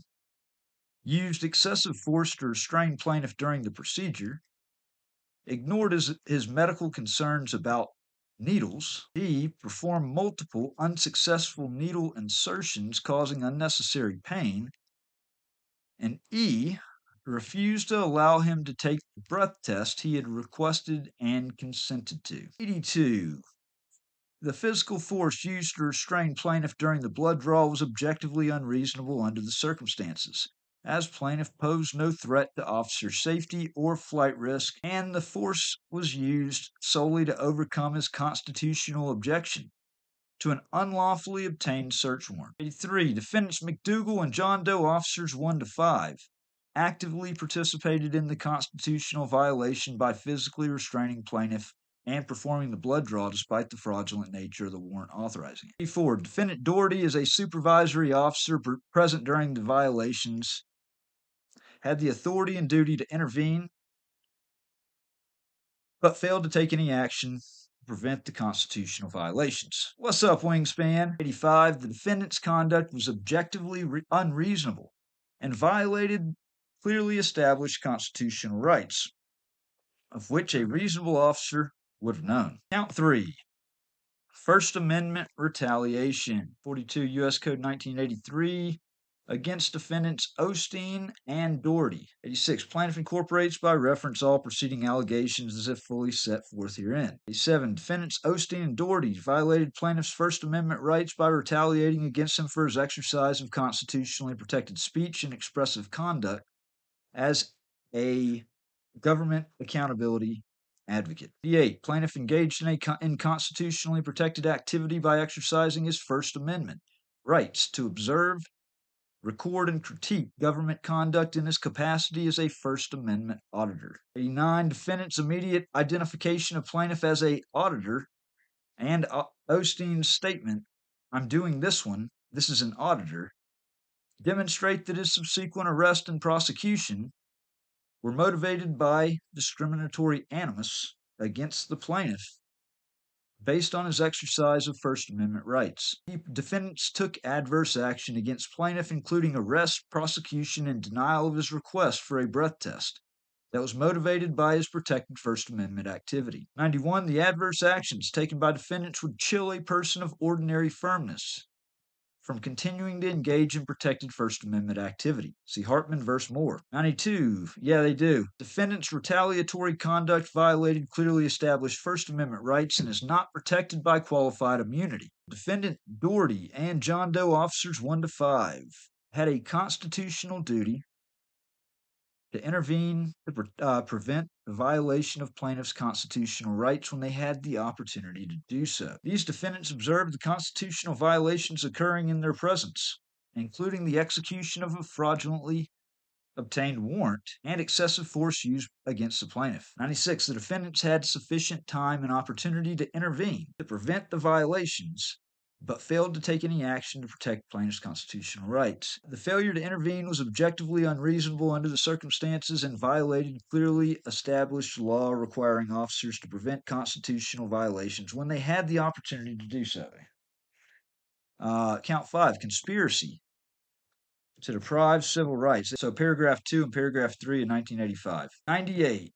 Plaintiff incorporates by reference all preceding allegations as if fully set forth herein. 99. Defendants conspired among themselves and with others to deprive the plaintiff of his constitutional rights under color of state law in violation of 42 U.S. Code 1985, paragraphs 2 and 3. A. Coordination between Texas and Mississippi law enforcement officials. B. Sharing of false information to support fabricated charges. C. Procurement of search warrants through perjury. D. Suppression of exculpatory evidence. E. Provision of false official correspondence. And F. Continued prosecution despite knowledge of the charge's falsity. And honestly, that paragraph right there spells out RICO, civil RICO. I mean, I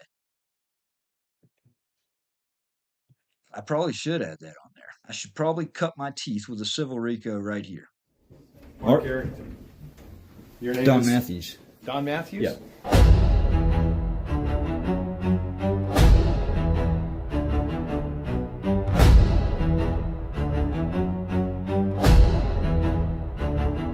They said it didn't happen, even when the footage showed it. They said you misunderstood, even when you quoted them word for word, for word.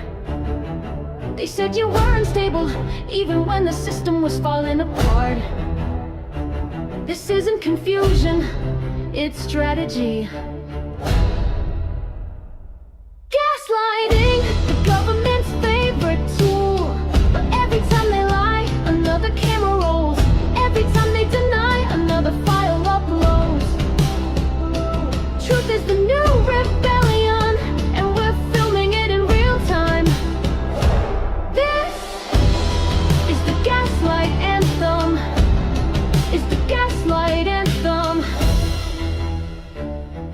They said it didn't happen, even when the footage showed it. They said you misunderstood, even when you quoted them word for word, word for word, for word. They said you were unstable, even when the system was falling apart. This isn't confusion, it's strategy. Gaslighting, the government's favorite tool. But every time they lie, another camera rolls. Every time they deny, another file uploads. Truth is the new rebellion, and we're filming it in real time. This is the gaslight anthem. Is the gaslight anthem. Is the gaslight anthem. Is the gaslight anthem. Gaslighting, the government's favorite tool. But every time they lie, another camera rolls. Every time they deny, another file uploads. Truth is the new rebellion, and we're filming it in real time. This It's the gaslight anthem. It's the gaslight anthem. This is the gaslight anthem. It's the gaslight anthem. 101. Defendants acted pursuant to an agreement or meeting of the minds to deprive plaintiff of his constitutional rights as evidenced by their coordinated conduct across state lines and their mutual assistance in maintaining false charges. 102. The conspiracy was motivated by retaliatory animus against plaintiff based on his previous legal challenges to Mississippi authorities and discriminatory animus based on his exercise of First Amendment rights as a government accountability advocate. Now, they should get the capital punishment for what they've done, because they're not going to stop. It's never going to stop. It's treason is what they've committed the crime of treason. 103. Defendants committed overt acts in furtherance of the conspiracy, including but not limited to the false arrest and prosecution, interstate communications sharing false information, the procurement of fraudulent search warrants, the forced blood draw, the provision of false official correspondence, and the maintenance of prosecution despite exculpatory evidence. As a result of the conspiracy, plaintiff suffered the injuries alleged herein, including deprivation of liberty, emotional distress, and reputational harm. Count 6, municipal liability. I'm going to speed it up a little bit. Deliberate indifference. Monell claim against defendant City of Galveston. Okay. 105, the plaintiff incorporates, yada yada. 106, the City of Galveston is liable under Monell v. Department of Social Services for the constitutional violations committed by its employees as these violations resulted. So in order to actually sue a municipality, you've got to get around the Monell claim. You have to show that they knew about something and they didn't correct it. They knew or they should have known, and they did nothing to correct it. And that's where you truly get vested with the standing to sue a municipality. 107, the City of Galveston maintained policies, customs, or practices that were the moving force behind the constitutional violations, including inadequate training regarding constitutional requirements for warrant applications and DWI investigations. B. Failure to implement proper supervisory oversight to prevent perjury in warrant affidavits. C. Failure to discipline officers for constitutional violations and perjurious conduct. D. Customs permitting discriminatory targeting of First Amendment auditors. And E. Deliberate indifference to patterns of misconduct by officers like Osteen. 108. The city's policies and customs demonstrated deliberate indifference to the constitutional rights of individuals subjected to DWI investigations and arrests, particularly those engaged in First Amendment protected activity. 109. The constitutional violations alleged herein were not isolated incidents, but reflected systemic deficiencies in the city's training, supervision, and oversight of its officers, constituting a pattern of deliberate indifference that was the moving force behind plaintiff's injuries. 110, as a direct result of the city's policies and customs, plaintiffs suffered the constitutional violations and resulting injuries alleged herein. Count 7, institutional liability against the hospital. Plaintiff incorporates by reference all preceding allegations fully set forth herein. UTMB Health is a state actor is liable for the constitutional violations committed by its employees and agents who participated in the forced blood draw procedure. 113. UTMB Health maintained policies or customs that permitted its medical personnel to perform invasive medical procedures on non-consenting individuals without independently verifying the validity of law enforcement warrants or the voluntariness of consent. UTMB Health's policies demonstrated deliberate indifference to the constitutional rights of individuals subjected to forced medical procedures in conjunction with law enforcement. As a direct result of UTMB's health policies and conduct of its employees, plaintiffs suffered constitutional violations and resulting injuries. I believe this is the last claim right here. Count number 8, state law claims. Texas common law, false imprisonment, assault, battery, and intentional infliction of emotional distress. Plaintiff incorporates by reference, yada yada. 17, false imprisonment. Defendants intentionally confined plaintiff without legal justification, causing him to be detained for approximately 11 months based on charges they knew to be unfound and evidence they knew to be fabricated. 118, assault and battery. Defendants intentionally caused harmful and offensive contact with plaintiff's person through the forced blood draw and physical restraint, performed pursuant to a warrant obtained through fraud and without proper legal justification. 19, intentional infliction of emotional distress. This is also called the tort of outrage. There's negligent infliction of emotional distress and there's intentional infliction of emotional distress. And actually, when I modify it and amend the complaint, I'm actually going to add negligent infliction of emotional distress to this as well, because honestly, there's both of them. Defendant's conduct was extreme and outrageous, exceeding all bounds of human decency, and was intended to cause or recklessly disregarded the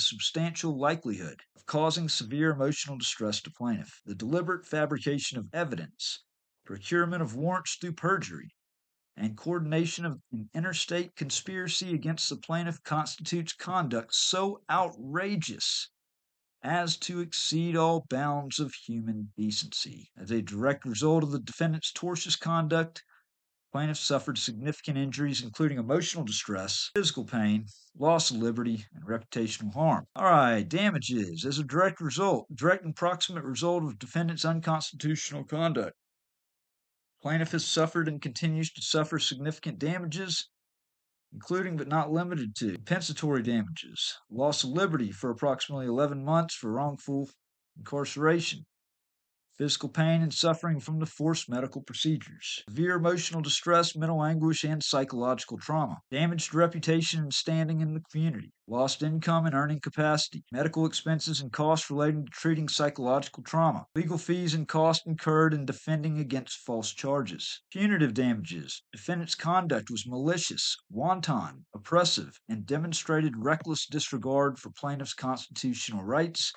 including deliberate perjury and warrant applications and judicial proceedings, warranting an award of punitive damages to deter similar conduct and punish the wrongdoers. Prayer for relief.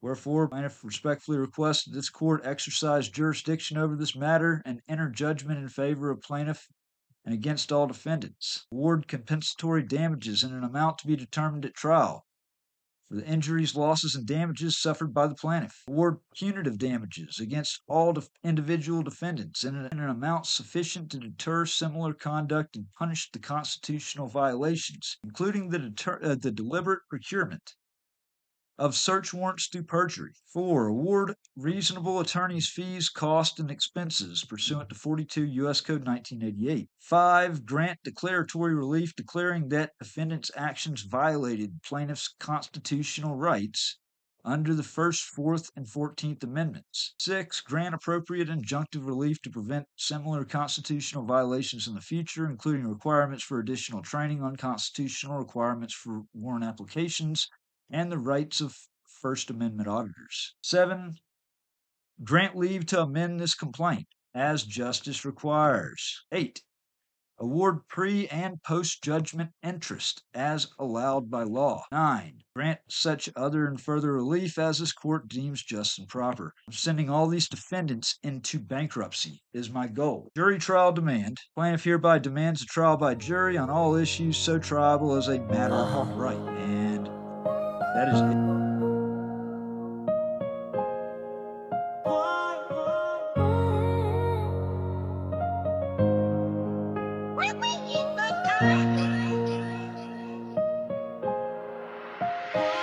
They broke the chains, but I walked out free. Every scar they carved just empowered me. 2017 Lafayette's chokehold grip, sheriff's badge turned to a power trip.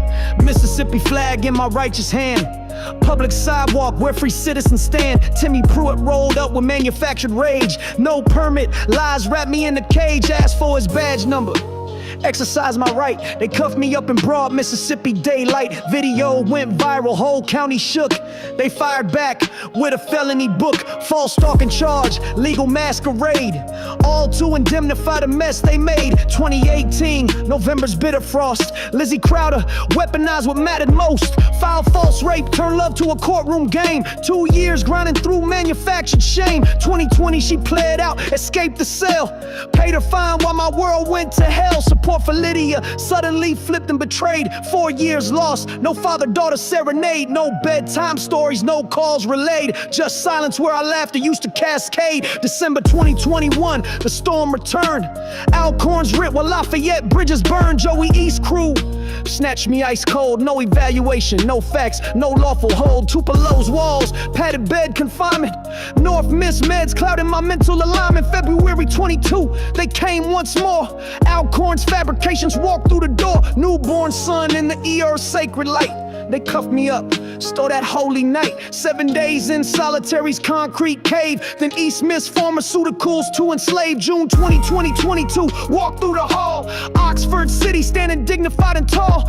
Camera rolling, made a clerk request. Public records, constitutional quest. But they twisted it, spun their narrative line. Mayor claimed fear to blur the constitutional line. Dusted off that restraining order from 17. Weaponized fresh for a felony scene. Charged with stalking for walking through City Hall.